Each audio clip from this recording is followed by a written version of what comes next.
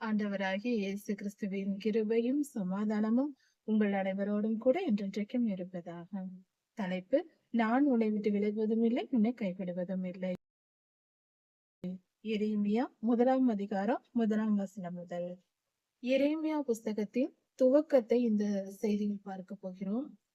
எரேமியா தீர்க்கதரிசி இஸ்ரவேலர்கள் பாபிலோனுக்கு சிறைப்பட்டு போகும் காலத்திற்கு சற்று முன்பதாக, அவர்கள் சிறைப்பட்டு போகும் அந்த சமயத்தில் அதற்கு முன்பிருந்து அவர் தீர்க்க தரிசனம் உரைத்துக் கொண்டிருந்தார். இஸ்ரவேல் ஜனங்களுக்கு இப்படியெல்லாம் வரப்போகிறது என்று தீர்க்க தரிசனம் சொன்ன ஒரு தீர்க்கதரிசியா இருக்கிறார்.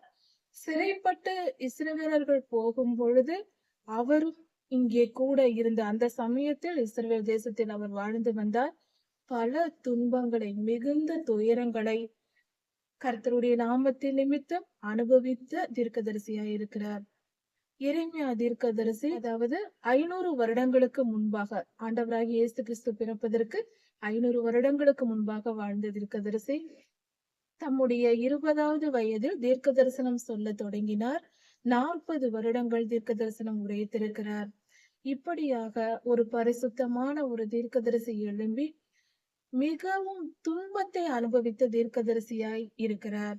அவர் கர்த்தருடைய நாமத்தை நிமித்தம், கர்த்தருடைய வார்த்தையை ஜனங்களுக்கு சொன்னதை நிமித்தம் அநேக துன்பங்களையும் துயரங்களையும் பட்டிருக்கிறார். அவர் பட்ட பாடுகள் மிகவும் பெரியது.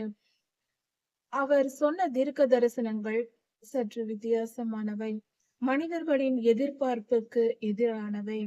பொதுவாக மனிதர்கள் எல்லோரும் கர்த்தருடைய ஊழியர்களிடத்தில், எப்படிப்பட்ட ஊழியராய் இருந்தாலும் அவர்களிடத்தில் ஆசீர்வாதம் வாங்க வேண்டும் என்றுதான் நாம் விரும்புவோம். தீர்க்கதரிசி என்றாலே அவர்கள் நியாய தீர்ப்பை சொல்லுவதும், வரும் காலத்தில் இருக்கிற ஆபத்துகளை உரைப்பதுமே மிக முக்கியமான காரியமா இருக்கிறது. தீர்க்க தரிசனம் என்றால் ஆசீர்வாத வார்த்தைகள் சொல்வது மட்டுமல்ல, அது ஒரு பங்குதான். இன்னும் சொல்ல போனால் மனிதனுடைய இயல்பை சற்று கவனித்து பார்ப்போம். சந்தோஷமான காரியங்கள் நமக்கு சொல்லப்பட்டதானால், இது இப்படிப்பட்ட உபதேசம் ஜனங்கள் மத்தியில் இப்பொழுது அவசியம் தேவையாயிருக்கிறது. சுகபோகமான வாழ்க்கை, இன்பமான செய்திகள், ஆசீர்வாதமான வார்த்தைகள், இவைகளையே கேட்டுக்கொண்டிருந்தால் இது எப்படி இருக்கிறது என்றால், தினமும் காலை முதல் மாலை வரை தினந்தோறும் நாம் இனிப்புகளையே சாப்பாடு சாப்பிடாமல் நாம் இனிப்புகளையே சாப்பிட்டு கொண்டிருந்தால் நம்மளுடைய மனமும் சரீரமும் எவ்வளவாக இனிப்பு அதிகமாக சாப்பிட்டால் திகட்டும், நம்மால் சாப்பிட முடியாது. அதே சமயத்தில் அது உடலுக்கும் நல்லது அல்ல, அல்லவா? அது போல மனிதர்கள் நன்மையை விரும்புகிறேன் என்ற பெயரில் நன்மையை அல்ல, இன்பத்தை விரும்புகிறார்கள். இன்பமான காரியங்கள் எல்லாமே நன்மையானது அல்ல என்பதை புரிந்து கொள்ள வேண்டும். பல துன்பங்கள் நன்மையை விளைவிக்கின்றன, பல இன்பங்கள் நமக்கு தீமையை கொண்டு வருகின்றன. இன்பத்தை நேசிப்பதை விட்டுவிட்டு எப்பொழுதும் நன்மை எது தீமை எது என்று ஆராய்ந்து நன்மையையே நாம் நாட வேண்டும். நன்மை சில நேரங்களில் இன்பம் தரும், பல நேரங்களில் துன்பம் தரும். அதை தான் நேசிக்க வேண்டும். நம் வாழ்க்கையில் எதுவும் நன்மைக்கு எதுவாய் செயல்பட வேண்டும். நம்முடைய முடிவுகள் எதுவாயிருந்தாலும் வாழ்வில் வெற்றி பெற ஒரே வழி நன்மையான காரியங்களை நாடி தேடுவதே. இந்த நேரத்தில் எப்படி சந்தோஷமா இருக்கலாம், இன்பமாய் வாழலாம் என்று நினைத்தால் அது நம் வாழ்க்கையின் தோல்வியில் கொண்டு போய் முடியும். அதை புரிந்து கொள்வோம். தயவு செய்து நன்மையை நாடி தேடுவோம், இன்பத்தை அல்ல. நன்மைதான் உண்மையான இன்பத்தை சற்று கால தாமதமாக தரும். ஆரம்பத்தில் துன்பத்தை கொடுத்தாலும் நன்மை தரும் இன்பம் நிரந்தரமானது. அது நம்மை நித்திய ஜீவனில் கொண்டு போய் சேர்க்கும். நம் வாழ்க்கையில் சிறிய காரியமாய் இருந்தாலும் பெரிய காரியங்களாய் இருந்தாலும், வாழ்க்கையின் முக்கிய முடிவுகளாய் இருந்தாலும், சாதாரணமாக சாப்பிடுவது என்றாலும் நன்மையானதை தெரிந்து கொள்வதே நம் வாழ்க்கைக்கு நல்லது. இன்பமானவை எல்லாம் நன்மையானவை அல்ல என்பதை சற்று புரிந்து கொள்ள வேண்டும். எரேமியா தீர்க்கதரிசி உரைத்த தீர்க்க தரிசனங்கள் எல்லாம் மிகவும் துன்பமானதாகவும் துயரமானதாகவும் வரும் காலத்தில் இருக்கும் ஆபத்துகளை பற்றியதாகவும் இருக்கிறது. இப்படி அவர் சொன்னதை நிமித்தம் அவருக்கு அழுகிற தீர்க்கதரிசி என்று பெயர் சொல்லப்பட்டது அந்த காலத்தில். இப்படியாக அவருடைய தீர்க்க தரிசனங்கள் சத்தியமானவைகளாகவும் கர்த்தரிடத்தில் இருந்து வந்தவைகள் என்பவைகளாகவும் அத்தனை வார்த்தைகளும் நன்மையை ஜனங்களை காப்பாற்றும்படியாக நன்மையான காரியங்களையே அவர் சொன்னார் என்பது உண்மை.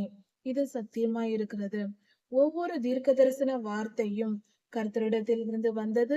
கர்த்தர் சொன்ன வார்த்தைகள் இது நடந்து முடிந்து தீர்க்க தரிசனம் சொல்லி 2500 வருடங்கள் முடிந்தது. சொல்லி கொஞ்ச நாட்களிலேயே தீர்க்க தரிசனம் சொன்ன பின்பாக எரேமியா ஐயா சொன்னதன் பின்பாக உடனே நடந்து முடிந்தது.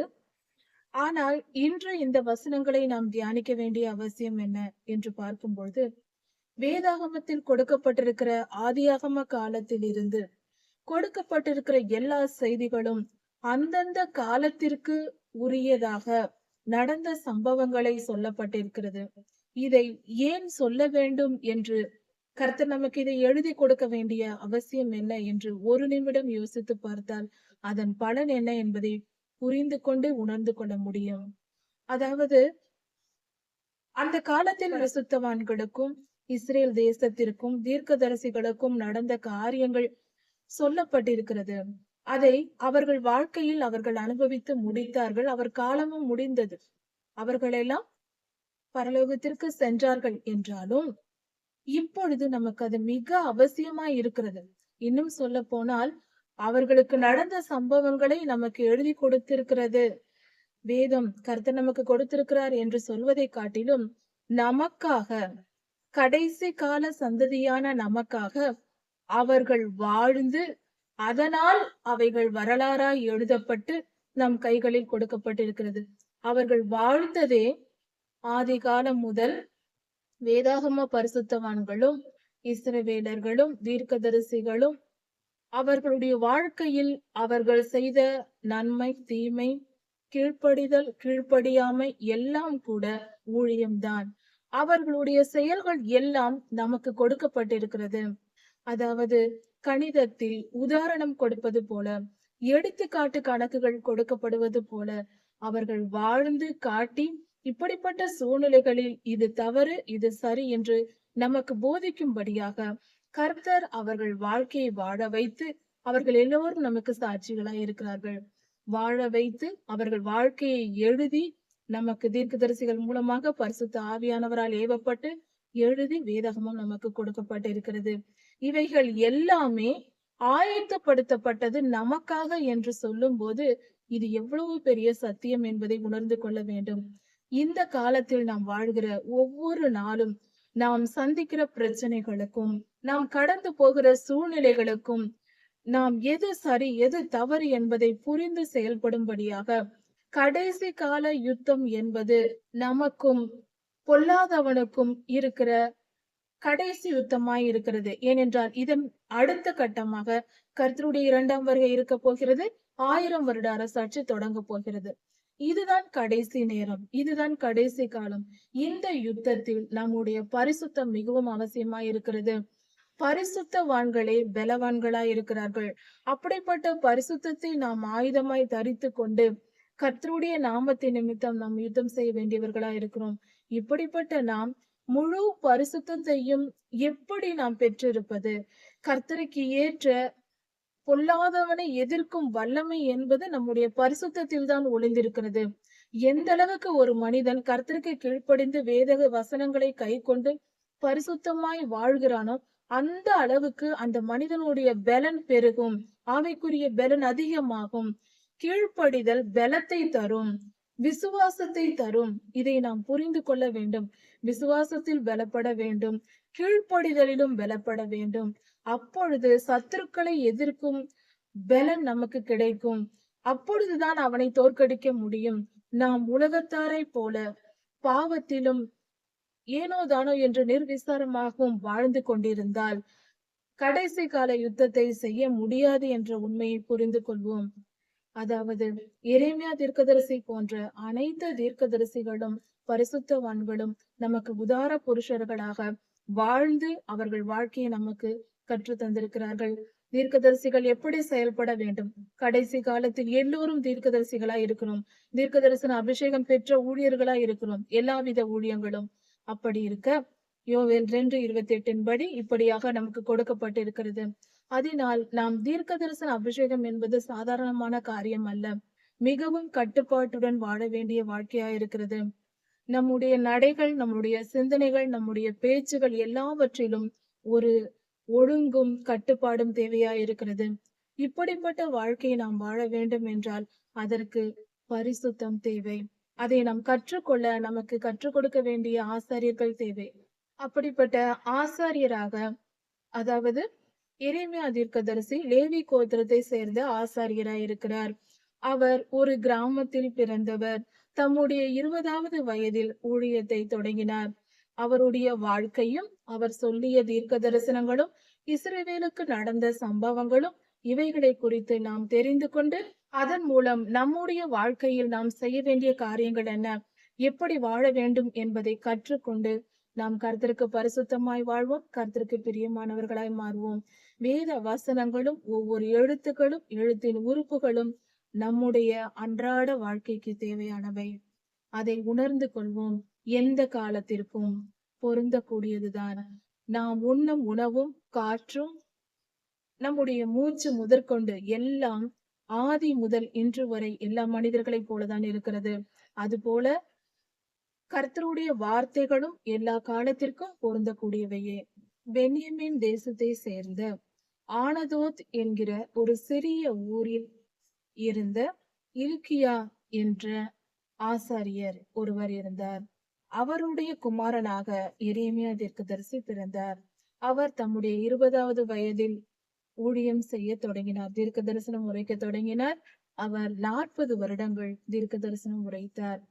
இஸ்ரவேலர்கள் பாபிலோனிற்கு சிறைப்பட்டு போவதற்கு முன்பாக இப்படி பாபிலோனின் ராஜா வருவான் என்றும் இப்படியாக நீங்கள் சிறைப்பிடிக்கப்பட்டு போவீர்கள் என்றும் எரேமியா தீர்க்கதரிசி முன்னறிவித்தார். அதை இஸ்ரவேலர்கள் ஏற்றுக்கொள்ளவில்லை. அதை குறித்தான செய்திகளை நாம் இப்பொழுது கவனிக்கலாம். சியா அரசாண்ட 13ஆம் வருஷத்தில் கிமு 586ஆம் வருடத்தில் எரேமியா தீர்க்கதரிசிக்கு கர்த்தருடைய வார்த்தை வந்தது. கர்த்தர் எரேமியா தீர்க்கதரிசிக்கு சில காரியங்களை சொன்னார். யோசியா ராஜாவின் குமாரனாகிய யோயாக்கின் அரசாண்ட காலத்திலும் சிதேக்கியா ராஜா அரசாண்ட காலத்திலும் பாபிலோனுக்கு இஸ்ரவேலர்கள் சிறைப்பிடிக்கப்பட்டு போகும் பொழுது 5ஆம் மாதத்திலும்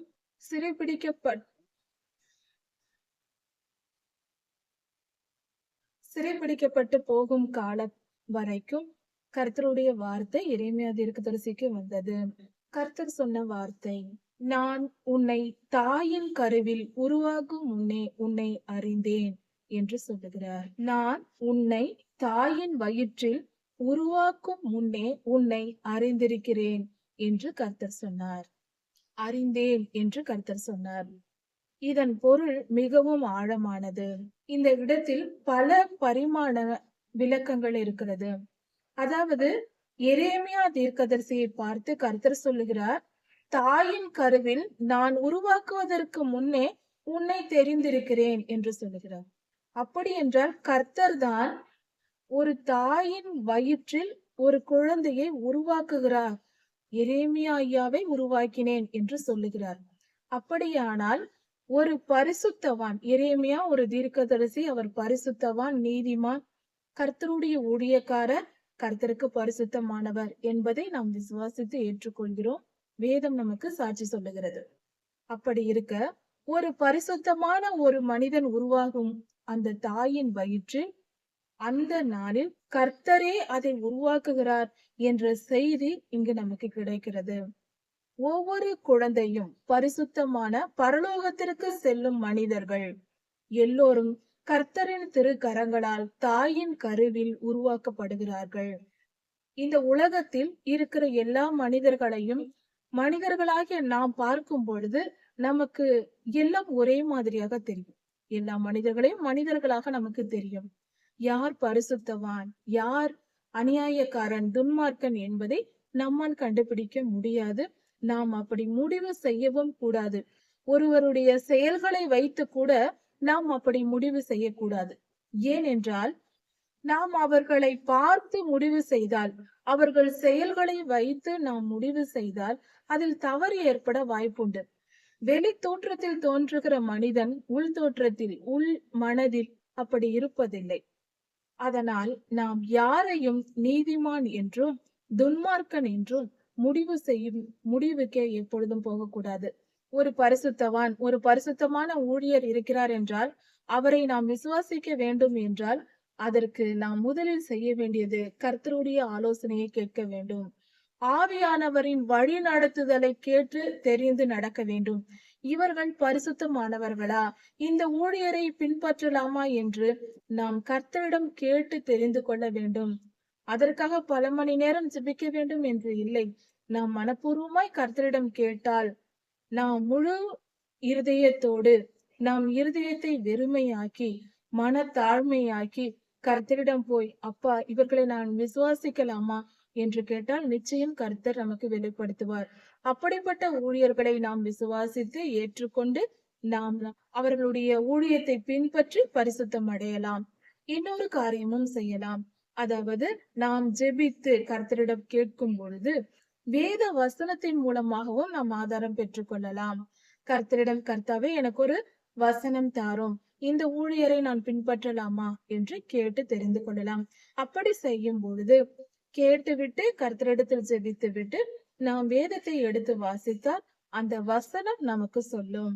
இவர்களை பின்பற்றலாம் என்றும் இவர்கள் தீயவர்கள் என்றும் நமக்கு வெளிப்படுத்தும். இப்படியாக கர்த்தருடைய வழிகளில் சரியான புரிதலோடு ஆரம்ப காலத்தில் இதெல்லாம் நமக்கு தேவைப்படும். அதன் பின்பு கர்த்தரோடு பேசி பழகி விட்டால் அப்புறம் தேவைப்படாது. நேரடியாகவே நாம் கர்த்தரிடம் பேசி ஜெபித்து கேட்டு தெரிந்து கொள்ளலாம். பழகும் வரைக்கும் இப்படி செய்யலாம். தாயின் கருவில் கர்த்தர் குழந்தையை, எரேமியா தீர்க்கதரிசியை உருவாக்கினேன் என்று சொல்லுகிறார். ஒரு பரிசுத்தவானை கர்த்தரே தம் திருக்கரங்களால் உருவாக்குகிறார் என்றால், அப்படியானால் அது எவ்வளவு பெரிய காரியம். இந்த வசனத்தை யோவான் 1 அதிகாரத்தில் உள்ள வசனத்தோடு நாம் ஒப்பிட்டு பார்ப்பது மிகவும் பொருத்தமாயிருக்கும். தேவனால் பிறந்த மனிதன் எவனும் பாவம் செய்யான் என்று யோவான் 1 அதிகாரத்தில் நமக்கு கொடுக்கப்பட்டிருக்கிறது. தேவனால் பிறந்த மனிதன் பாவம் செய்யான். அப்படி என்றால் தேவன் ஒரு குழந்தையை அதன் தாயின் வயிற்றில் உருவாக்கினால் அந்த குழந்தை பிறந்த பின்பு அது வாழ்நாள் முழுவதும் பாவம் செய்யாது என்று பொருள். இது கர்த்தருக்கு தெரியும். அவர் படைத்த பிள்ளைகள் இந்த பூமியில் பாவம் செய்யாதவர்கள், பரிசுத்தமானவர்கள் இந்த உலகத்தில் அநேகம் பேர் இருக்கிறார்கள் என்பதை நாம் உணர்ந்து கொள்ள வேண்டும்.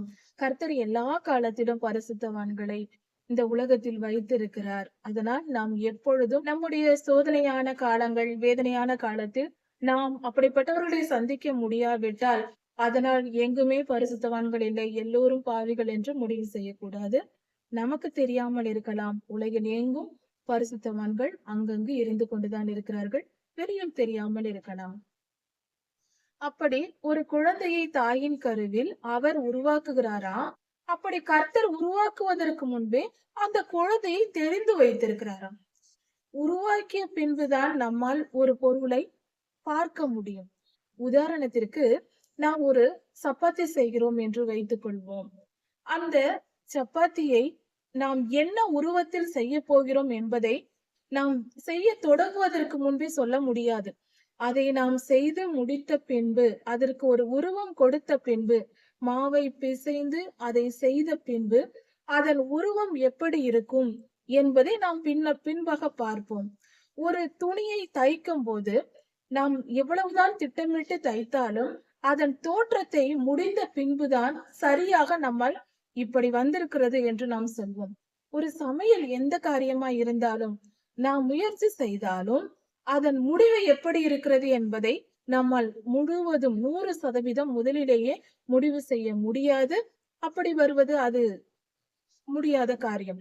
அப்படி இருக்க கர்த்தர் சொல்லுகிறார், ஒரு குழந்தையை தாயின் கருவில் நான் தான் உருவாக்குகிறேன் என்று சொல்லுகிறார். ஆனால் அதை உருவாக்குவதற்கு முன்பே நான் அந்த குழந்தையை அறிந்திருக்கிறேன் என்று சொல்லுகிறார். அப்படி என்றால் ஒரு மனிதன் உருவாக்கப்படும் முன்பே, தாயின் கருவில் உருவாகும் முன்பே அந்த மனிதன் இருந்தால்தான் அறிந்திருக்க முடியும்.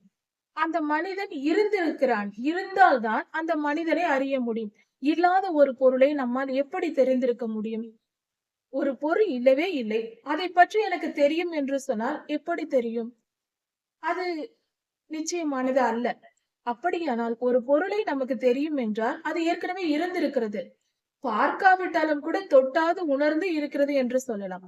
ஒரு பொருள் இருக்கிறது என்றால் தான் அதை தெரிந்து வைத்திருக்க முடியும்.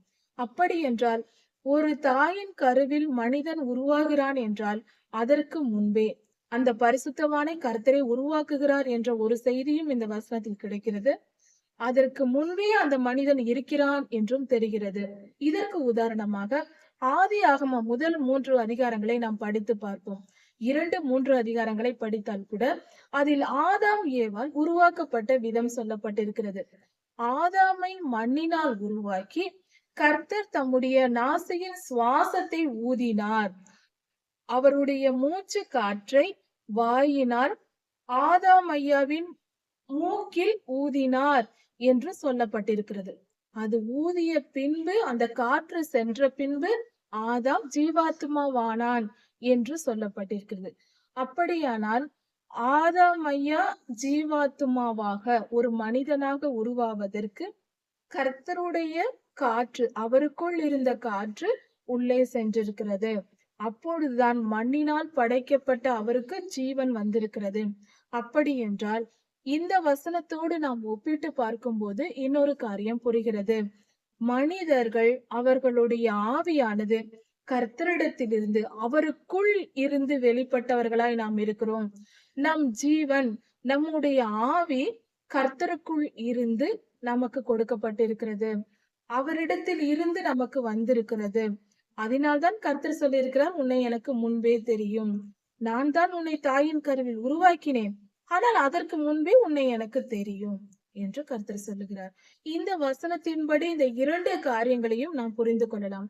அப்படி என்றால் நாம் பிறந்ததிலிருந்து நம்முடைய ஆயுள் என்று நாம் நினைத்துக் கொள்கிறோம். அல்ல, மனிதர்கள், இந்த பூமியில் இருக்கிற பரிசுத்தவான்கள், நீதிமான்கள், விசுவாசிகள், கர்த்தருடைய பிள்ளைகள், கர்த்தருடைய ஜனங்கள் எல்லோரும் இந்த உலகத்திற்கு பிறப்பதற்கு முன்பே, வருவதற்கு முன்பே நாம் நம்முடைய ஆவி, நம்முடைய ஜீவனானது, சரீரம் தான் இங்கு உருவாக்கப்படுகிறது. நம்முடைய உயிரானது, ஜீவனானது, நம்முடைய ஆவியானது, ஆவி அந்த ஆத்துமா, அது கர்த்தருக்குள் இருக்கிறது. அவருக்குள் இருந்து நமக்கு வந்திருக்கிறது. அது ஆண்டவராகிய இயேசு கிறிஸ்துவுக்குள் இருந்து நமக்கு வந்திருக்கிறது. பிதாவாகிய தேவன் நம் ஜீவனை உண்டாக்கினார். ஆதியாகமம் 1 அதிகாரத்தில் பார்க்கும் பொழுது தேவன் சிருஷ்டித்தார் என்று சொல்லப்பட்டிருக்கிறது. 1 அதிகாரம் முழுவதும் தேவன் சிருஷ்டித்தார் என்று தேவன் என்ற வார்த்தை பயன்படுத்தப்பட்டிருக்கிறது. 2 அதிகாரத்தில் தேவனாகிய கர்த்தர் என்று சொல்லப்பட்டிருக்கிறது. சிருஷ்டிப்பை குறித்து, அதாவது உருவாக்கப்படுவது, அதாவது ஆவியின் மண்டலம் 1 அதிகாரத்தில் சொல்லப்பட்டிருக்கிற, ஆதியாகமம் 1 அதிகாரத்தில் சொல்லப்பட்டிருக்கிற ஆவியின் மண்டலத்தை பிதாவாகிய தேவன் உருவாக்கினார், சிருஷ்டித்தார். அதற்கு பெயர் சிருஷ்டிப்பு. உருவாக்குதல் என்பது இந்த இயற்கை மண்டலம், நம்முடைய சரீரம், நம்முடைய உருவம், நம்முடைய ஆவியின் உருவம், இதெல்லாம் கொடுத்தது ஆண்டவராகிய இயேசு கிறிஸ்து. அது 2 அதிகாரத்தில் சொல்லப்பட்டிருக்கிறது. மனிதனோடு சமமாக வாழ்ந்து கூட இருந்து பார்த்து கொண்டது, பேசியது எல்லாம் ஆண்டவராகிய இயேசு கிறிஸ்து. இப்படியாக வேத வசனத்தை நாம் ஆராய்ந்து கற்றுக்கொள்ளும் பொழுது அநேக மனித வாழ்வின் ரகசியங்கள் வெளிப்படுகிறது. இந்த 2 காரியங்களையும் இந்த வசனத்தில் கற்றுக்கொள்கிறோம். அதே போல நாம் இந்த உலகத்தில் பிறப்பதற்கு முன்பே நாம் இருந்திருக்கிறோம். நம் மனம் இருந்திருக்கிறது. நம் மனம், நம்முடைய சிந்தனை எல்லாம் இருந்திருக்கிறது. இந்த உலகத்திற்கு வருவதற்கு முன்பே கர்த்தருக்குள் நாம் இருந்திருக்கிறோம். அதே போல இந்த உலகத்தின் வாழ்க்கை முடிந்து மரணம் அடைதலோ, எடுத்துக்கொள்ளப்படுதலோ முடிந்த பின்பும் மீண்டும் அவரிடம் நாம் செல்ல போகிறோம். இது வந்து போகும் ஒரு இடமாக இருக்கிறது. அதாவது நாம் எங்காவது வெளியூருக்கு சென்று விட்டு வீடு திரும்புவோம் அல்லவா? அது போல நாம் கர்த்தரிடத்திலிருந்து இந்த பூமிக்கு வந்திருக்கிறோம். மீண்டும் திரும்பி கர்த்தரிடம் போக போகிறோம். நிச்சயமற்ற உலக வாழ்க்கை இது.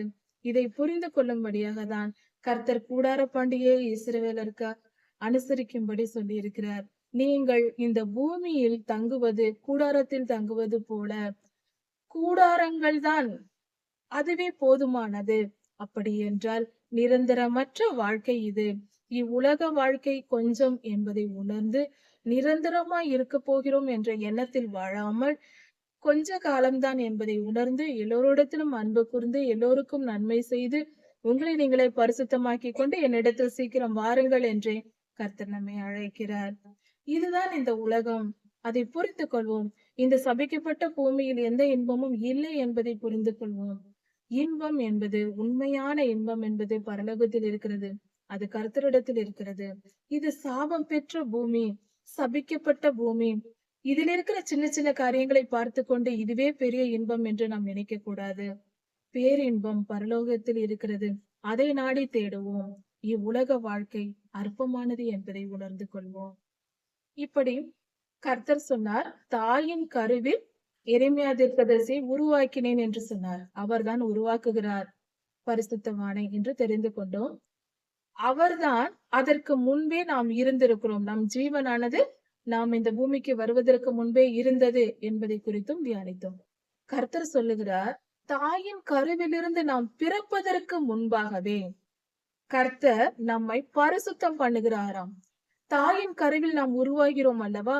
ஒரு சிறு துளியை இரத்த துளியாய் இருந்து ஒரு குழந்தையாய் உருவம் பெற்று நாம் பிறப்பதற்கு முன்பதாகவே நம்மை பரிசுத்தமாக்கி விடுகிறாராம். நம் ஆவியை அப்பொழுதே அவர் சுத்தப்படுத்துகிறார். இது எப்படி இருக்கிறது? மிகப்பெரிய காரியம். ஆச்சரியமா இருக்கிறது, அற்புதமா இருக்கிறது. கர்த்தர் பெரிய காரியங்களை செய்து கொண்டிருக்கிறார். நாம் எவ்வளவெல்லாம் இந்த உலகத்தில் நம்முடைய நினைவுகளுக்கும் அவருடைய நினைவுகளுக்கும் உள்ள தூரம் எப்படி என்று இதை வைத்து பார்க்கும்போது தெரிகிறது. தாயின் கருவில் நாம் பிறப்பதற்கு முன்பே நம்மை பரிசுத்தப்படுத்தி சுத்திகரித்து அபிஷேகமும் பண்ணுகிறாரா. நான் உன்னை ஜாதிகளுக்கு தீர்க்கதரிசியாக கட்டளையிட்டேன் என்று சொல்லுகிறார். எரேமியா தீர்க்கதரிசி தாயின் கருவில் இருக்கும் பொழுதே தீர்க்கதரிசியாக அபிஷேகம் பண்ணப்பட்டு விட்டார். அவரை பரிசுத்தப்படுத்தி விட்டார். பிறப்பதற்கு முன்பே இத்தனை காரியங்களும் நிறைவேறிவிட்டது. தாயின் கருவில் உருவாக்குகிறார், பரிசுத்தம் பண்ணுகிறார், தீர்க்கதரிசியாக அபிஷேகமும் பண்ணுகிறார். பிறப்பதற்கு முன்பே தீர்க்கதரிசியை கர்த்தர் அறிந்து வைத்திருக்கிறார். இது எரேமியா தீர்க்கதரிசிக்கு மட்டும் அல்ல, கர்த்தருடைய பரிசுத்தவான்கள், கர்த்தருடைய பிள்ளைகள் என்று நினைக்கிற யார் யார் இருக்கிறோமோ நம் எல்லோருக்கும் இது இப்படிதான் நடக்கிறது. இது கற்பனை அல்ல, இது நிஜம். இந்த இடத்தில் எரேமியா என்று குறிப்பிடப்படவில்லை, நீ என்று சொல்லப்பட்டிருக்கிறது. இதை வாசிக்கிற நமக்கு எல்லோருக்கும் இது பொருந்தும். தயவு செய்து ஆழமாய் புரிந்து கொள்வோம். இது விசுவாசித்து ஏற்றுக்கொள்வது மட்டுமல்ல, சற்று ஞானமாய் ஆராய்ந்தால் சத்தியம் புரியும். யோவான் 1 அதிகாரத்தில் தேவனால் பிறந்த எவனும், ஒரே ஒரு தீர்க்கதரிசியை சொல்லவில்லை, எவனும் பாவம் செய்யான் என்று சொல்லப்பட்டிருக்கிறது. நாம் பாவம் செய்ய மாட்டோம். பாவம் செய்ய நம்மால் முடியாது. கர்த்தர் நம்மை அப்படி விட மாட்டார். நாம் பரிசுத்தமாய் பாவம் செய்வது பலவீனனுடைய வேலை. பரிசுத்தமாய் வாழ்வதே கர்த்தருடைய பலனால் முடிகிற காரியம். அதுதான் கடினமான காரியம். அதாவது பரிசுத்தமாய் வாழ்வதற்கு தேவ பலன் நமக்கு கொடுக்கப்படுகிறது என்று பொருள். இப்படியாக எரேமியா தீர்க்கதரிசியை குறித்து கர்த்தர் நமக்கு வெளிப்படுத்தி இருக்கிறார். அவரை குறித்தும் அவருடைய வாழ்க்கையை குறித்தும் நாம் தெரிந்து கொண்டோம். எரேமியா 1 அதிகாரம் 5 வசனம் முதல் 18 வசனம் வரை. கர்த்தர் ஒரு மனிதனோடு பேசி, தீர்க்கதரிசியாகிய எரேமியா அவர்களுடன் பேசி, கர்த்தர் சொன்ன தீர்க்க தரிசனங்களும் அது எப்படி நிறைவேறியது என்பதை குறித்தும் இந்த வேத பகுதியில் சொல்லப்பட்டிருக்கிறது. அதோடு கூட ஒரு தீர்க்கதரிசி எப்படி உருவாகிறார் என்பதை குறித்தும் இந்த வேத பகுதியில் சொல்லப்பட்டிருக்கிறது. ஒரு மனிதனை கர்த்தர் அபிஷேகம் பண்ணி தீர்க்கதரிசியாக உருவாக்குகிறார். சரி, அது எப்படி என்பதை குறித்து நாம் ஆழமாய் தியானித்து வருகிறோம். இந்த செய்தியிலையும் அதன் தொடர்ச்சியை பார்க்கலாம். கர்த்தர் சொல்லுகிறார், ஒரு மனிதனை உருவாக்கும் முன்னே நான் அந்த மனிதனை அறிந்திருக்கிறேன் என்று சொல்லுகிறார். கர்த்தருக்குள் இருந்து புறப்பட்ட ஆவிதான் மனிதனுக்குள் தாயின் கருவில் அனுப்பப்பட்டு ஒரு மனிதன் உருவாகிறான். கர்த்தருக்கு பரிசுத்தமான ஒரு மனிதன், ஒரு தீர்க்கதரிசி உருவாகிறார். பரலோகத்திற்கு போகிற பரலோகத்திற்கென்று ஒரு தாயின் கருவிலேயே கர்த்தர் மனிதனை உருவாக்குகிறார். அந்த மனிதனை தாயின் வயிற்றில் இருக்கும் பொழுதே போதித்து வழி நடத்தி அபிஷேகமும் பண்ணுகிறார் தீர்க்கதரிசியாக என்று இந்த வேத பகுதியில் சொல்லப்பட்டிருக்கிறது. ஒரு பரிசுத்தவான் உருவாகும் போது, ஒரு நீதிமானை பரலோகத்திற்கு போகும் தகுதியுடைய ஒரு மனிதனை உருவாக்குவதற்கு கர்த்தர் தாயின் கருவிலேயே அந்த மனிதனை தெரிந்து கொள்கிறார் என்பதை குறித்து இந்த வேத பகுதியில் சொல்லப்பட்டிருக்கிறது.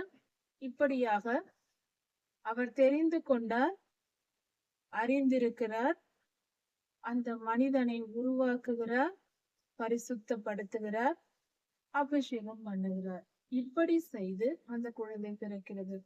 இப்படி பிறந்த குழந்தைதான் எரேமியா தீர்க்கதரிசியாய் வளர்கிறது. ஒரு தீர்க்கதரிசியை உருவாக்கி அவரிடத்தில் பேசுகிறார். தீர்க்கதரிசி என்றால் கர்த்தருடைய வார்த்தையை மற்ற மனிதர்களிடத்தில் கொண்டு போய் சேர்க்கும் மனிதன் என்று சொல்லலாம். கர்த்தர் தம்முடைய ஜனங்களோடு பேசுவதற்கு பாவம் நிரம்பிய மனிதர்களோடு அவர்களால் புரிந்து கொள்ள முடியாது. கர்த்தர் பேசுவார், ஆனால் அவர்களால் புரிந்து கொள்ள முடிவதில்லை. கேட்கும் பலன், திறமை, அந்த திறன் இல்லை.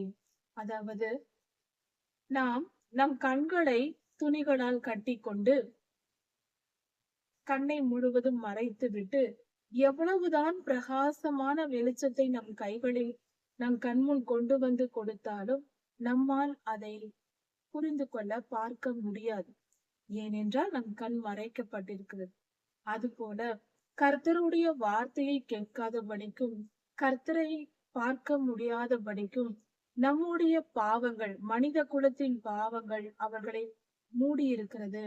கர்த்தர் நம்முடன் பேச விரும்புகிறார், தம்மை வெளிப்படுத்த விரும்புகிறார், நம் முன் தோன்ற விரும்புகிறார். நாம் தான் நம் பாவ கண்களால் அவரை பார்க்க கூடாமல் இருக்கிறோம். அதனால் கர்த்தர் எப்படியாவது மனிதனை வழிநடத்த வேண்டும் என்று விரும்பி நமக்குள் இருந்து ஒரு மனிதனை உருவாக்குகிறார். தாயின் கருவிலேயே தெரிந்து கொண்டு அந்த மனிதனை பரிசுத்தப்படுத்தி அபிஷேகம் பண்ணி சுத்திகரித்து அதற்கேற்ற திறமையுள்ள ஒரு மனிதனாக பரிசுத்தப்படுத்தி பல உபத்திரவங்களையும் பாடுகளையும் கொடுத்து, தீர்க்கதரிசிகள் அப்படித்தான் உருவாகிறார்கள். பூமியில் உள்ள பரிசுத்தவான்கள், கர்த்தருடைய ஊழியர்கள் எல்லோரும் பொன்னை போல புடமிடப்பட்டவர்களே. நன்றாக தெரிந்து கொள்வோம். சுகபோகமாக வாழ்ந்து பெரிய ஊழியராய் மாறின எந்த ஊழியரையும் இதுவரை பார்த்ததில்லை. எல்லோரும் புடமிடப்பட்டவர்கள். எவ்வளவு வசதியான குடும்பத்தில் பிறந்திருந்தாலும், எவ்வளவு பெரியவர்களாய் பிறந்திருந்தாலும் சரி, அவர்கள் புடமிடப்பட்டுதான் ஊழியர்களாகிறார்கள். பல துன்பங்களையும் பாடுகளையும் அனுபவித்துதான் உருவாகிறார்கள். இது அப்படி உருவாகிறவர்களே உண்மையான கர்த்தருடைய ஊழியக்காரர்களாய் இருக்கிறார்கள். இப்படி உருவாக்கப்பட்ட ஒரு ஊழியர் தான் எரேமியா தீர்க்கதரிசி. கர்த்தர் எரேமியா தீர்க்கதரிசியோடு பேசி சொல்லுகிறார், நான் உன்னை தாயின் கருவில் உருவாக்கும் உன்னை தெரிந்து வைத்திருக்கிறேன், உனக்கு அபிஷேகம் பண்ணியிருக்கிறேன், உன்னை சுத்திகரித்தேன், அபிஷேகம் பண்ணினேன், நான் தான் உன்னை உருவாக்கி இருக்கிறேன் என்று சொல்லி அதோடு கூட இன்னொரு காரியத்தையும் கர்த்தர் சொல்லுகிறார். நான் உன்னை ஜாதிகளுக்கும் தேசங்களுக்கும் தீர்க்கதரிசியாக கட்டளையிட்டேன் என்று சொல்லுகிறார். ஜாதிகளுக்கும் ஜனங்களுக்கும், அதாவது ஒவ்வொரு தேசங்களுக்கும், எல்லா தேசங்களுக்கும், பல இனப்பட்ட பல ஜாதி மக்களுக்கும், பல விதமான இன மக்கள் இருக்கிறார்கள் அல்லவா உலகெங்கும், எல்லோருக்கும் என்று பொருள். சகல ஜாதியாருக்கும், பாஷைக்காரர்களுக்கும், இப்படி பல தேசங்களுக்கும் நான் உனக்கு தீர்க்கதரிசியாக கட்டளையிட்டேன் என்று சொல்லுகிறார். இன்னொரு காரியத்தையும் கவனிக்க வேண்டும். ஒரு தீர்க்கதரிசியை எந்த ஒரு மனிதனும் நானே ஒரு பரிசுத்தவானாக வேண்டும், நான் ஒரு சுவிசேஷ ஊழியம் செய்ய வேண்டும், நான் ஒரு மேய்ப்பர் ஊழியம் செய்ய வேண்டும், அப்போஸ்தல ஊழியம் செய்ய வேண்டும், தீர்க்க தரிசன ஊழியம் செய்ய வேண்டும் என்று நாமாக ஒவ்வொரு ஊழியத்தையும் தெரிந்து கொண்டு நாமாக கர்த்தரை தேடிக்கொண்டு போவது அல்ல கிறிஸ்தவ வாழ்க்கை. கர்த்தர் தான் ஒரு மனிதனை உருவாக்கி தெரிந்து கொண்டு பரிசுத்தப்படுத்தி இன்னாருக்கு இந்த அபிஷேகம் என்று அவரே நிர்ணயிக்கிறார், நம்முடைய விருப்பத்தின்படி அல்ல. ஆனால் ஒரு காரியம் என்னவென்றால், ஒரு ரகசியம், கர்த்தர் நம்மை எந்த வேலைக்கென்று ஆயத்தப்படுத்தி இருக்கிறாரோ அந்த வேலைக்கான விருப்பம் நமக்குள் இருக்கும், நம் மனதில் இருக்கும். நாம் அதை மிகவும் நேசிப்போம். நம்மை அறியாமல் நமக்கு அந்த வேலையின் மேல் ஒரு ஆர்வம், ஆசையா இருக்கும். அதாவது ஒரு தீர்க்கதரிசியின் மேல், அதாவது தீர்க்க தரிசன அபிஷேகத்தின் மேல் ஆசையா இருப்பவர்களுக்கு கர்த்தர் அந்த அபிஷேகத்தை கொடுக்க சித்தம் வைத்திருப்பார். அதனால் அந்த விருப்பம் அவர்களுக்குள் இருந்து கொண்டே இருக்கும். அது கிடைக்கும் பொழுது மிகவும் சந்தோஷப்படுவார்கள். இப்படியாக ஒவ்வொரு ஊழியத்திற்கும் இருக்கிறது. யாருக்கு எந்த ஊழியமோ அந்த ஊழியத்தை செய்ய வேண்டும், எந்த இடத்தில் நின்று எந்த காலத்தில் இருந்து செய்ய வேண்டும், எந்த வயதிலிருந்து செய்ய வேண்டும், இதையெல்லாம் கர்த்தரே முடிவு செய்வார். அவர் என்ன சொல்லுகிறாரோ அதை கேட்டு செய்வதுதான் நம்முடைய வேலை.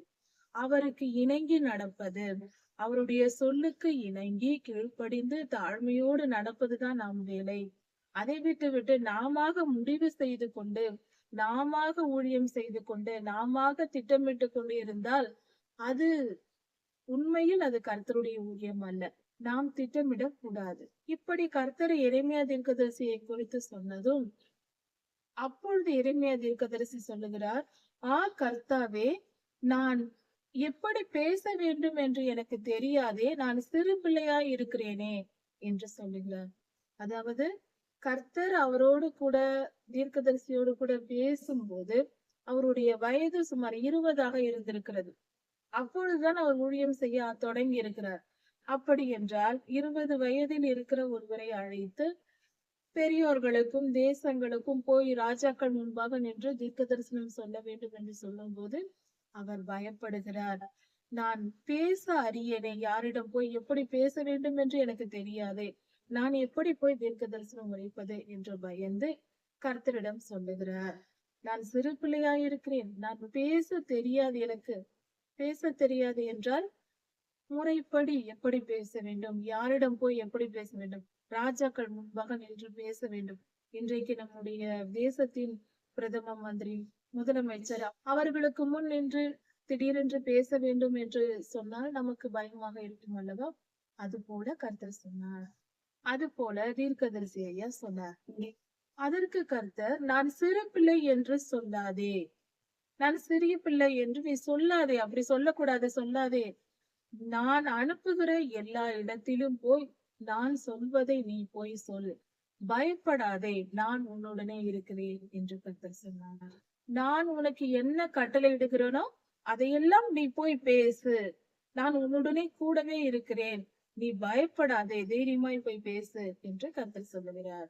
இப்படி சொல்லி கர்த்தர் தமது கரத்தை நீட்டி எரேமியா தீர்க்கதரிசியின் வாயை தொட்டார். அப்படி தொட்டு, இதோ என் வார்த்தைகளை உன் வாயில் வைக்கிறேன், நீ சொல்ல வேண்டிய என்னுடைய வார்த்தைகளை உன் வாயில் வைக்கிறேன் என்று சொல்லி தம்முடைய திருக்கரங்களால் எரேமியா ஐயாவின் வாயை கர்த்தர் தொட்டார். தொட்டு சொல்லிவிட்டு கர்த்தர் சொல்லுகிறார் இன்னுமாக, பார், உன்னை நான் இடிக்கவும் உன்னை நான் எதற்கு பயன்படுத்த போகிறேன் என்றால், அதாவது உன்னை நான் பயன்படுத்துகிற விதம் என்னவென்றால் இடிக்கவும், அழிக்கவும், கவிழ்க்கவும், கட்டவும், நாட்டவும், இப்படியாக நான் உன்னை பயன்படுத்துவேன் என்று சொல்லுகிறார். 6 விதமான காரியங்கள், 4 காரியங்கள் அழிவுக்குரிய காரியங்கள், தீமைகளை அழிக்க, நன்மையான காரியங்கள் 2, இவைகளை செய்ய, இப்படி நான் உன்னை பயன்படுத்துவேன் என்று கர்த்தர் சொல்லுகிறார். இப்படியாக உன்னை நான் அபிஷேகம் பண்ணினேன், இன்றைய தினம் நான் உன்னை அபிஷேகம் பண்ணினேன் என்று கர்த்தர் சொல்லுகிறார். இப்படி சொல்லிய பின்பு கர்த்தர் கேட்கிறார் எரேமியா தீர்க்கதரிசியை நோக்கி, என்னத்தை காண்கிறாய் என்று கேட்கிறார். நீ என்ன பார்க்கிறாய் என்று கேட்கிறார். அதற்கு தீர்க்கதரிசி ஐயா சொல்லுகிறார், வாதுமை மரத்தின் கிளையை பார்க்கிறேன் என்று சொல்லுகிறார். ஒரு வாதுமை மரத்தின் கிளை காண்பிக்கப்படுகிறது, தரிசனமாக அவர் பார்க்கிறார். இது ஓபன் விஷன். அவர் விழித்திருக்கும் பொழுது, உறங்கவில்லை, விழித்திருக்கும் போது கனவு போல அவருக்கு தெரிகிறது. ஓபன் விஷன் என்று சொல்லுவார்கள். கண் திறந்திருக்கும் பொழுதே கர்த்தர் அவருக்கு தரிசனம் காட்டுகிறார். அப்பொழுது அவருக்கு வாதுமை மரத்தின் கிளை தெரிகிறது. அதை ஐயா கர்த்தரிடம் சொல்லுகிறார். இதை கேட்டதும் கர்த்தர் சொல்லுகிறார், நீ சொன்னது சரிதான், என் வார்த்தையை நான் சீக்கிரமாய் நிறைவேற்றுவேன் என்று கர்த்தர் சொல்லுகிறார். நீ கண்டது சரிதான், என் வார்த்தையை நான் சீக்கிரமாய் நிறைவேற்றுவேன் என்று கர்த்தர் சொல்லுகிறார். இரண்டாம் தரம் கர்த்தருடைய வார்த்தை எரேமியா தீர்க்கதரிசிக்கு உண்டாகிறது. அப்பொழுது கர்த்தர் சொல்லுகிறார், நீ என்னத்தை காண்கிறாய் என்று கேட்கிறார். இரண்டாவது முறையும் அந்த தரிசனத்தை பார்த்தவுடன் தீர்க்கதரிசி ஐயா சொல்லுகிறார், பொங்குகிற பானையை நான் பார்க்கிறேன். ஒரு பானை இருக்கிறது, அது பொங்கிக் கொண்டிருக்கிறது, அதன் வாய் வடக்கே இருந்து நோக்குகிறது என்று சொல்லீர் என்று பார்த்த தரிசனத்தை அப்படியே சொல்லுகிறார். அப்பொழுது கர்த்தர், வடக்கே இருந்து தீங்கு தேசத்தினுடைய குடிகள் எல்லார் மேலும் வரும் என்று சொல்லுகிறார். இதோ நான் வடதேசையின் ராஜ்யங்களை எல்லாம் ஒன்றாக கூப்பிடுவேன் என்று சொல்லுகிறார். அவர்கள் எல்லாம் வந்து அவனவன் தன் தன் சிங்காசனத்தை எருசலேமின் மதில்களுக்கு முன்பும் எருசலேமின் ஒளிமுக வாசல்களுக்கு முன்பும் அதன் சுற்று மதில்கள் எல்லாவற்றிற்கும் விரோதமாகவும் யூதா தேசத்து எல்லா பட்டணங்களுக்கு விரோதமாகவும் வைப்பார்கள் என்று சொல்லப்பட்டிருக்கிறது. அதாவது யூதா தேசத்திற்கும் எருசலேமுக்கும் விரோதமாக வடதிசையிலிருந்து ராஜாக்கள் வந்து விரோதமாய் செயல்படுவார்கள், யுத்தம் செய்ய வருவார்கள், துன்பப்படுத்த வருவார்கள் என்று தீர்க்க தரிசனமாக அந்த பொங்குகிற பானையை காண்பித்து எரேமியா தீர்க்கதரிசிக்கு கர்த்தர் உவமையாக சொல்லுகிறார். இந்த இரண்டு சம்பவங்களிலும் இரண்டு தரிசனம் எரேமியா ஐயாவுக்கு காட்டப்படுகிறது. ஒன்று வாதுமை மரத்தின் கிளை, இரண்டாவது பொங்குகிற பானை.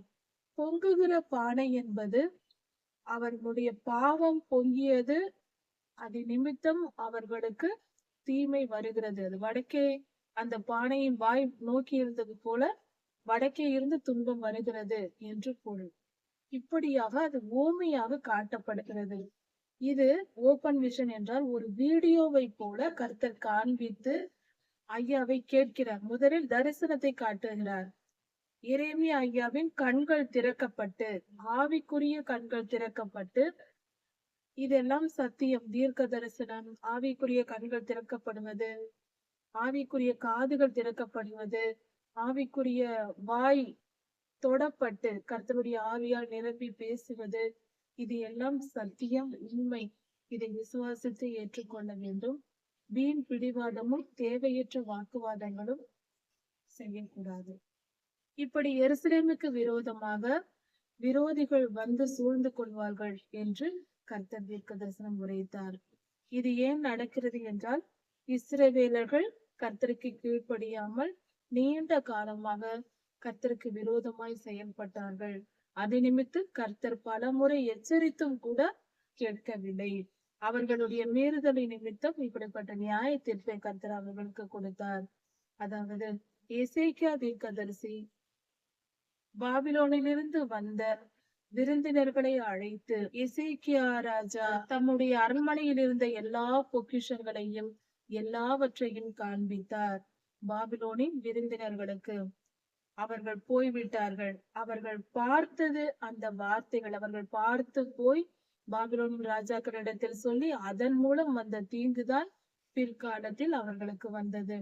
இப்படி எசேக்கியா ராஜாவை கர்த்தர் ஆசீர்வதித்து சகல ஐஸ்வர்யத்தையும் கொடுத்திருந்தும் அதை பாதுகாப்பாக மறைத்து வைக்காமல் அதை வெளிப்படுத்தியதின் நிமித்தம் எசேக்கியா ராஜா எல்லோரிடத்திலும் பாபிலோனின் எதிரிகளிடத்தில் வெளிப்படுத்தியதின் நிமித்தம் அப்பொழுதே கர்த்தர் சொன்னார், இந்த தேசத்தில் இருக்கிற எல்லாவற்றையும் நான் காண்பித்து விட்டேன் என்று எசேக்கியா சொன்னார். அப்பொழுது கர்த்தர் சொன்னார், நீ காண்பிக்காத பொருள் ஒன்றுமில்லை என்று சொன்னாய். அதே போல எல்லாவற்றையும் பாபிலோனின் ராஜாக்கள் வந்து எடுத்துக்கொண்டு போவார்கள். பாபிலோனுக்கு மீண்டும் கொண்டு போகப்படும், எல்லாம் கொண்டு போகப்படும். நீ காண்பித்த பொருள்களை எல்லாவற்றையும் காண்பித்து விட்டார். எல்லாவற்றையும் பாபிலோனுக்கு மீண்டுமாய் வந்து எதிரிகள் எடுத்துக்கொண்டு போவார்கள் என்று கர்த்தர் அப்பொழுதே தீர்க்க தரிசனம் உரைத்தார். அதன்படியே நடக்கும் என்று எரேமியா தீர்க்கதரிசியின் மூலமாக இந்த வாக்கியமும் சொல்லப்படுகிறது. இந்த காரியம் ஏன் நடக்கிறது என்றால், இஸ்ரவேலர்கள் கர்த்தரை விட்டு பின்வாங்கி அந்நிய தேவர்களை பின்பற்றியது நிமித்தம் தங்களுக்கென்று தாங்களே தெய்வங்களை உண்டாக்கி, சிலைகளை உண்டாக்கி தங்களுக்கு தாங்களே வழிபாடு செய்து கொண்டார்கள். அந்த விக்கிரகங்களை செய்து கர்த்தரை விட்டு பின்வாங்கி போனார்கள். அந்நிய தேவர்களுக்கு தூபம் காட்டி கர்த்தரை விட்டு பின்வாங்கி பாவம் செய்தார்கள். அது நிமித்தம் கர்த்தர் கோபம் கொண்டு கர்த்தருக்கு பிடிக்காத காரியம், கர்த்தரை விரோதித்து அந்நிய தேவர்களுக்கு தூபம் காட்டி அதை வழிபட சென்று விட்டார்கள். கர்த்தரை விட்டு போய்விட்டார்கள். கர்த்தருக்கு கீழ்ப்படிந்து வாழ வேண்டியவர்கள் கர்த்தரை விட்டு விலகி சென்றது நிமித்தம், கர்த்தருக்கு பிரியமில்லாத விரோதமாக செய்த காரியங்களின் நிமித்தம் கர்த்தர் இப்படிப்பட்ட நியாய தீர்ப்பை அவர்களுக்கு அனுப்புகிறார். நான் அவர்களுக்கு விரோதமாக கூறுவேன், நியாய தீர்ப்பை சொல்லுவேன் என்று கர்த்தர் சொல்லுகிறார் எரேமியா தீர்க்கதரிசியின் இடத்தில். இப்படி இருக்க, நீ உன் அறையை கட்டி கொண்டு நான் சொல்லுகிறவைகளை எல்லாம், நான் கட்டளையிடுகிற எல்லா காரியத்தையும் நீ அவர்களிடத்தில் போய் சொல்லு. கர்த்தர் ஒரு எச்சரிப்பையும் இந்த இடத்தில் எரேமியா தீர்க்கதரிசியிடம் சொல்லுகிறார். நான் சொல்லுகிற எல்லா கட்டளைகளையும் நீ போய் தைரியமாய் அவர்களிடத்தில் போய் சொல். அப்படி சொல்லாமல் நீ பயந்தாயானால் அல்லது மாற்றி பேசினாயானால், ஏதாவது தவறு செய்தால், என் வார்த்தைக்கு முழுமையாய் நீ கீழ்ப்படியாவிட்டால் நான் உன்னை கலங்க பண்ணுவேன் என்றும் கர்த்தர் இந்த இடத்தில் சொல்லுகிறார்.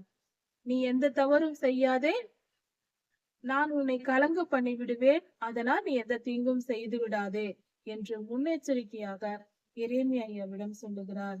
நான் உன்னை கலங்க பண்ணாதபடிக்கு நீ என் கட்டளைகளை எல்லாம் போய் சொல் என்று சொல்லுகிறார்.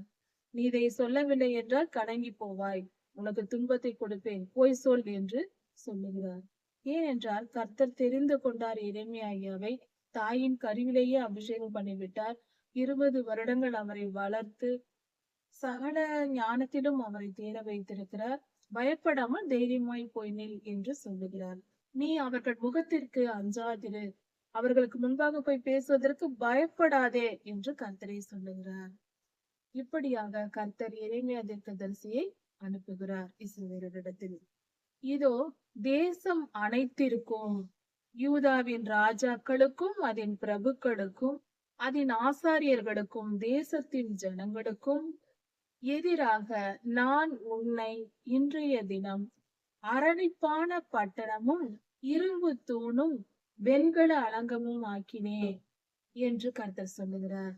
அதாவது யூதா தேசத்தின் ஜனங்கள் எல்லோருக்கும், ஆசாரியர்களுக்கும், பிரபுக்களுக்கும், ராஜாக்களுக்கும் எல்லோருக்கும் நான் உன்னை, அவர்களுக்கு முன்பாக உன்னை பலப்படுத்தினேன் என்று சொல்லுகிறார். இரும்பு தூண், வெண்கல அலங்கம் என்பதெல்லாம் உறுதியான பொருட்கள், மிக மிக உறுதியான பொருட்கள், மிகவும் உடைக்க முடியாது, நகர்த்த முடியாது, மிகவும் பலம் வாய்ந்த பொருட்கள். இப்படிப்பட்ட ஒரு பொருளை போல உன்னை ஆக்கினேன். பாதுகாப்பான பட்டணம் போல உன்னை பாதுகாத்து உன்னை நான் அனுப்பி இருக்கிறேன். உனக்கு எந்த தீங்கும் நேரிடாது, யாரும் உன்னை தொட முடியாது. எரேமியா தீர்க்கதரிசி சிறு வயதுடையவராய் இருந்தார். அதனால் உன்னை யாரும் தொட முடியாது, உன்னை யாரும் எதுவும் செய்ய முடியாது. தைரியமாய் போய் நீ இதையெல்லாம் சொல் என்று கர்த்தர் சொல்லுகிறார். சொல்லி எரேமியா தீர்க்கதரிசியை அனுப்புகிறார். அப்படி நான் சொல்வதை நீ சொல்லாமல் ஏதாவது தவறு செய்தால் நான் உன்னை கலங்க பண்ணுவேன் என்றும் எச்சரித்தும் அனுப்புகிறார். ஏனென்றால் எரேமியா தீர்க்கதரிசி மிகவும் பயந்திருக்கிறார். ராஜாக்களுக்கு முன்பாக நின்று போய் எப்படி பேசுவது, பெரிய பெரிய மனிதர்களுக்கு முன்பாக போய் எப்படி பேசுவது, அவர்கள் ஏதாவது செய்து விட்டால் என்ன பண்ணுவது என்ற பயம் நமக்கு இருப்பது போல அவருக்கும் இருந்திருக்கும் அல்லவா அந்த காலத்தில். அந்த காலத்தில் மிகவும் கொடுமையான சட்டத்திட்டங்கள் இருந்த காலம். அதனால் மிகவும் பயந்தார். அதை நிமித்தம் கர்த்தர் இப்படியாக அவரை தைரியப்படுத்தி எச்சரித்து அனுப்புகிறார். அவர்கள் எல்லாம் உனக்கு விரோதமாக யுத்தம் பண்ணுவார்கள். உனக்கு எதிராக வந்து சண்டையிட வருவார்கள். சண்டை போடுவார்கள் தான். யுத்தம் வரும். உனக்கு விரோதமாய் இவர்கள் எல்லாம் எழும்புவார்கள். ஆனால் உன்னை மேற்கொள்ள மாட்டார்கள். உனக்கு விரோதமாய் இவர்கள் எல்லாம் செயல்படுவார்கள். ஆனால் தோற்று போவார்கள். உன்னை வெற்றி பெற முடியாது என்று கர்த்தர் சொன்னார். உன்னை ரட்சிக்கும்படிக்கு நான் உன்னுடனே இருக்கிறேன் என்று கர்த்தர் சொன்னார். உன்னை பாதுகாக்கும்படிக்கு நான் உன்னுடனே இருக்கிறேன் என்று கர்த்தர் சொன்னார். இது அந்த காலத்தில் எரேமியா தீர்க்கதரிசியினிடத்தில் கர்த்தர் சொன்ன வார்த்தை. இன்றும் ஒவ்வொரு கர்த்தருடைய பிள்ளையும் ஒவ்வொரு தீர்க்கதரிசிக்கும் கர்த்தர் இந்த பாதுகாப்பை கொடுக்கிறார். இப்படியாக அவர் நம்மை பாதுகாத்துக் கொள்கிறார். வேத வசனங்கள் எல்லாம் அந்த காலத்திற்கு மட்டும் எழுதப்பட்டதில்லை. முக்கியமாக இந்த வசனங்கள் முழுவதும் கொடுக்கப்பட்டிருப்பது இந்த கடைசி காலத்திற்கு என்றே சொல்ல வேண்டும். இதற்காக பிரத்யேகமாக சொல்லப்பட்ட வசனங்கள் என்றே நாம் சொல்ல வேண்டும். அந்த அளவுக்கு துல்லியமான விளக்கங்களோடு நம்முடைய காலத்திற்கு ஏற்றபடி கர்த்தர் நமக்கு சொல்லி இருக்கிறார். நாம் புரிந்து கொள்ளும்படிக்கு நம்முடைய பிரச்சனைகளை எல்லாம் அவர் தெரிந்து அறிந்து இப்படிப்பட்ட சூழ்நிலையில் இப்படி நடக்க வேண்டும் என்று நமக்கு கற்றுக் கொடுத்திருக்கிறார். எரேமியா தீர்க்கதரிசி பயப்பட்டார். கர்த்தர் பயப்படாதே போய் தீர்க்க தரிசனம் முறை என்று சொல்லுகிறார். அதே போல நாமும் நம்மிடத்து கர்த்தர் பேசும் பொழுது அந்த தீர்க்க தரிசனத்தை சுமந்து சென்று எங்கே யாரிடத்தில் சொல்ல வேண்டுமோ அவர்களுக்கு நாம் சொல்ல வேண்டும். கர்த்தருடைய வார்த்தையை நாம் கேட்டு அதற்கு கீழ்ப்படியும் பொழுது கர்த்தருடைய முழு பாதுகாப்பும் நமக்கு கிடைக்கும். நாம் கர்த்தருடைய வார்த்தையை சுமந்து செல்வதினால் நமக்கு முழு பாதுகாப்பையும் கர்த்தர் கொடுத்து விடுவார். பரிசுத்த ஆவியானவர் நம்முடன் இருப்பார். தேவ தூதர்கள் நம்மை காக்கும்படிக்கு நம்முடனே இருப்பார்கள். நமக்கு எந்த தீங்கும் நேரிடாது. அதை நாம் புரிந்து கொள்ள வேண்டும். தயவு செய்து நாம் பயப்பட தேவையில்லை. இவ்வளவு பெரிய காரியத்தை நான் எப்படி செய்வேன்? நான் தனியாய் இருக்கிறேனே, எனக்கு பலன் குறைவாய் இருக்கிறதே, எனக்கு தெரியவில்லையே என்றெல்லாம் பயப்பட தேவையில்லை. கர்த்தர் பார்த்து கொள்வார். அவர் கூடவே இருந்து நம்மை வழி நடத்தி காத்துக் கொள்வார். அதனால் கர்த்தருக்கு பிரியமாய் வாழ்வோம். கர்த்தருடைய வசனங்களை ஏற்றுக்கொள்வோம். அதை புரிந்து கொண்டு நல்லபடியாக கர்த்தருக்கு கீழ்ப்படிதலை தெரிந்து கொண்டு வாழ்வோம். அதை நிமித்தம் கர்த்தருக்கு பிரியமானவர்களாய் நம்மால் மாற முடியும். கர்த்தருக்கு பிரியமாய் மாறி கர்த்தருடைய ராஜ்யத்தை சுதந்திரித்துக் கொள்வோம். கர்த்தர் உங்களை ஆசீர்வதிப்பாராக. இதன் தொடர்ச்சியை அடுத்த செய்தி பார்க்கலாம். மாறனாத